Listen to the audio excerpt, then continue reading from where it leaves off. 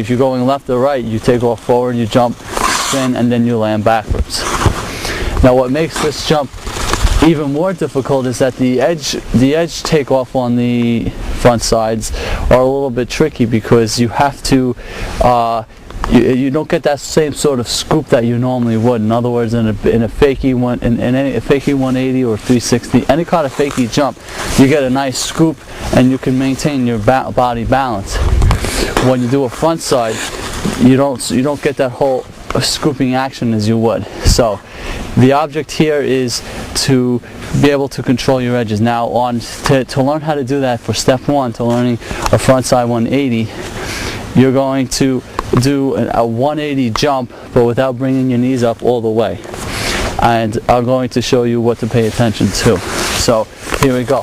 If you're doing a 180 jump, what I want you to do is I want you to swing your arms upward, and when you swing your arms upward, I want you to rotate your hip at the same time. So in other words,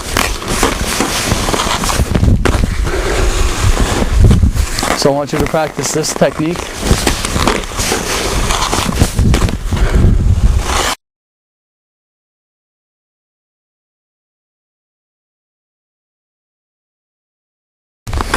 So that's step one. You have to be able to take off on your edge so that you're applying the right amount of torque and you're jumping up straight at the same time. So this is where it starts to get a little bit tricky.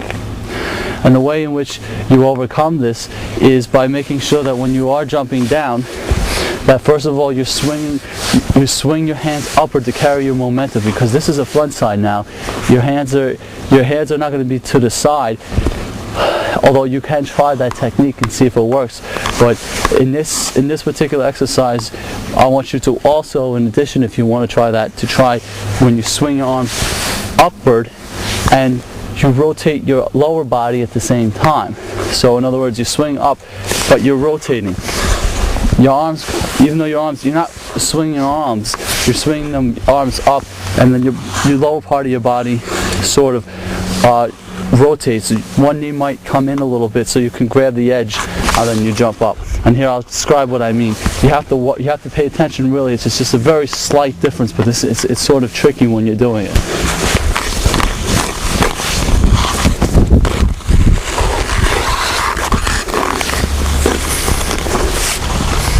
As you see, there's a slight movement in the air when you do jump up to align yourself. So in other words, when you are jumping, make sure that you're practicing this exercise. Bring your knees a little higher and you're jumping straight up. And as you saw, when you rotate your hip, you have to rotate. It's a quick rotation, and then you just jump straight up. It's really all about repetition. The rotation itself starts from the bottom, from your hips, and you might have to play with it for a while to feel out when to release, because there's a certain release point in which when you jump up, there's a certain sort of release when you actually jump. But the timing's a little tricky, but at any rate, rotation comes from the hips, from the bottom, and then the spring comes from the top.